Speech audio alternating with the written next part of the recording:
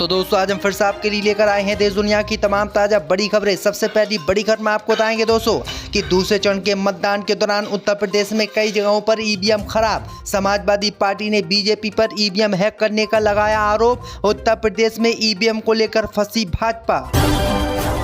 Israel का समर्थन करने पर अमेरिका में छात्रों ने किया विरोध प्रदर्शन। सैकड़ों छात्र गिरफ्तार। कहा अमेरिका को किसी भी कीमत पर इजराइल की नहीं करने देंगे मदद। असदुद्दीन ओवैसी को लेकर माधवीलता ने दिया जहरीला बयान। कहा असदुद्दीन ओवैसी को चुप करवाओ, बहुत बच्चे पैदा करवाता है और विदेशियों को रखता है अपने घर। मुसलमानों के खिलाफ विवादित बयान देने वाला नालायक यूट्यूबर मनीष कश्यप बीजेपी में हुआ शामिल, लेकिन बीजेपी ने नहीं दिया टिकट। इजराइल की सेना ने गाजा वासियों को राफा बॉर्डर के पास से इलाका खाली करने का दिया आदेश। कहा कभी भी हो सकता है हमला।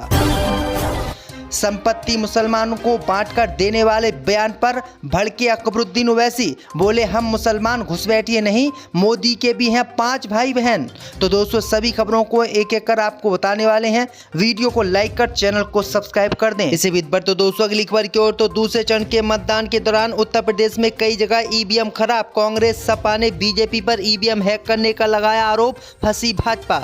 दोस्तों आपको बता दें कि उत्तर प्रदेश सहित 12 अन्य राज्यों में 88 लोकसभा सीटों पर आज दूसरे चरण का मतदान हो रहा है।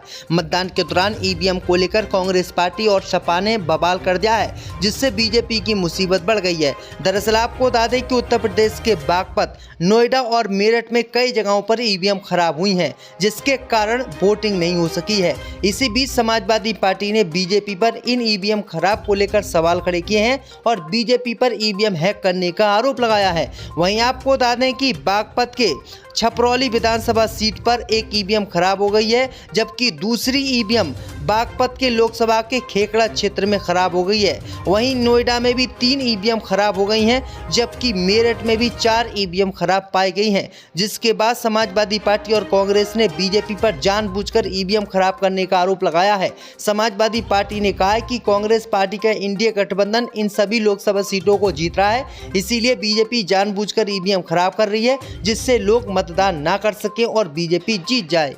इसी बीच पर तो दोस्तों अगली खबर की ओर तो इजराइल का समर्थन करने पर अमेरिका में विरोध प्रदर्शन हुए तेज। सैकड़ों छात्र गिरफ्तार। दोस्तों आपको बता दें कि मिडिल ईस्ट में गाजा युद्ध को लेकर इजराइल का समर्थन करने के अमेरिका के फैसले के खिलाफ अमेरिका में विरोध प्रदर्शन तेज हो गया है।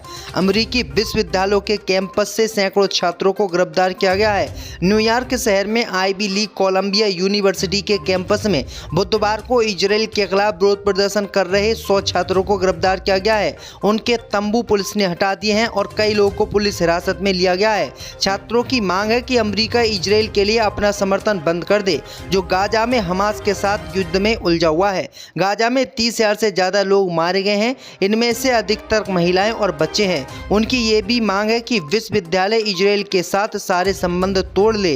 वहीं आपको बता दें कि इस विरोध प्रदर्शन को देखते हुए इजराइल के राष्ट्रपति जो बाइडेन की भी चिंता बढ़ गई है और इजराइल के खिलाफ जबरदस्त विरोध प्रदर्शन अब अमेरिका के ही छात्रों ने तेज कर दिया है और अमेरिका इजराइल का समर्थन करके बुरी मुसीबत में फंस गया है। इसी बीच पर तो दोस्तों अगली खबर की ओर तो हैदराबाद से बीजेपी प्रत्याशी माधवीलता ने फिर से ओवैसी पर उगला जहर। कहा ओवैसी जैसे करवाते हैं ज्यादा बच्चे पैदे।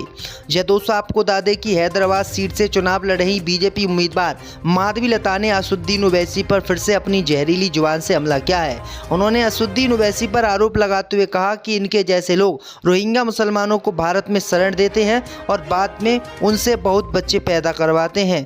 माधवीलता ने कहा कि असदुद्दीन ओवैसी खुद के कौम को बर्बादी की ओर ले जाते हुए एक बार फिर नहीं सोचते कि प्रधानमंत्री इतनी योजनाएं लेकर आए हुए हैं, किस योजना पर हिंदू मुसलमान लिखा है। ओवैसी और अकबरुद्दीन जैसे लोगों का मुंह बंद करवा देना चाहिए, ये आम जनता में विष घोलने का काम करते हैं। तो ये बड़ी अपडेट आ रही दोस्तों के आगे। माधवीलता ने कहा कि अकबरुद्दीन ओवैसी और असदुद्दीन ओवैसी जैसे लोग भारत के मुसलमानों के साथ साथ खड़े नहीं होते हैं। वहीं रोहिंग्या पाकिस्तान और अफगानिस्तान के लोगों को लाते हैं और उनसे अधिक जनसंख्या में बच्चे पैदा कराने के लिए कहते हैं। इसी बीच पर तो दोस्तों अगली खबर की ओर तो इजराइल की सेना ने गाजा पट्टी को फिलिस्तीनियों को खाली करने का दिया आदेश। कहा कभी भी हो सकता है इलाके में हमला। दोस्तों आपको बता दें कि इजराइल और ईरान के बीच युद्ध संघर्ष बढ़ता जा रहा है।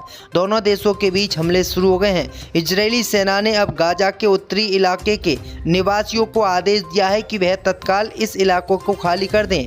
उन्होंने कहा कि आप जहां रह रहे हैं वह वार क्षेत्र है, कभी भी यहां पर हमला हो सकता है, इसलिए परिवार समेत इस क्षेत्र से निकल जाएं, कभी भी यहां पर हमला हो सकता है। दरअसल आपको बता दें कि गाजा पट्टी के राफा क्षेत्र पर इजराइल की सेना हमला करने की योजना बना रही है, जिसके खिलाफ पूरी दुनिया है। पूरी दुनिया चाहती है कि इजराइल और हमास के बीच जंग खत्म हो जाए और ये गाजा पट्टी में बवाल ना करे, लेकिन इजराइल मानने का नाम ही नहीं ले रहा है। इसी बीच पर तो दोस्तों अगली खबर की ओर तो मुसलमानों को संपत्ति बांटकर देने वाले बयान पर भड़के अकबरुद्दीन ओवैसी। प्रधानमंत्री मोदी पर बोला बड़ा हमला। दोस्तों आपको बता दें कि AIMM के चीफ असदुद्दीन ओवैसी के भाई अकबरुद्दीन ओवैसी ने प्रधानमंत्री मोदी के लोग की संपत्ति लेकर मुसलमानों को बांट देने के बयान पर पलटवार किया है। अकबरुद्दीन ओवैसी ने कहा कि प्रधानमंत्री मोदी मुसलमानों को बच्चा पैदा करने वाला कहते हैं। ये मुल्क हमारा है, हमारा रहेगा, हमें निकालने वाला कोई भी पैदा भारत में नहीं हुआ है। आगे उन्होंने कहा कि पूर्व PM Atal Bihari Vajpayee India signing की बात करते हैं और प्रधानमंत्री मोदी यहाँ हिंदू मुसलमान करते हैं। आगे उन्होंने उत्तर प्रदेश के मुख्यमंत्री योगी आदित्यनाथ और प्रधानमंत्री मोदी अमित शाह के घर वालों के बच्चों के नाम गिराए। उन्होंने कहा कि यूपी के मुख्यमंत्री योगी आदित्यनाथ के परिवार में 7 बच्चे हैं, गृह मंत्री अमित शाह के परिवार में भी 7 बच्चे हैं, प्रधानमंत्री मोदी के परिवार में 6 बच्चे हैं और हमने मुल्क को सजाया है और प्रधानमंत्री मोदी खुद 5 भाई बहन हैं। तो ये बड़ी अपडेट आई दोस्तों कि उन्होंने प्रधानमंत्री मोदी पर ये बड़ा हमला बोला है। इसी बीच पर तो दोस्तों अगली खबर की ओर तो दूसरे चरण के मतदान के बीच अखिलेश यादव ने एक कम 80 सीट जीतने का उत्तर प्रदेश में किया दावा। भाजपा के उड़े होश।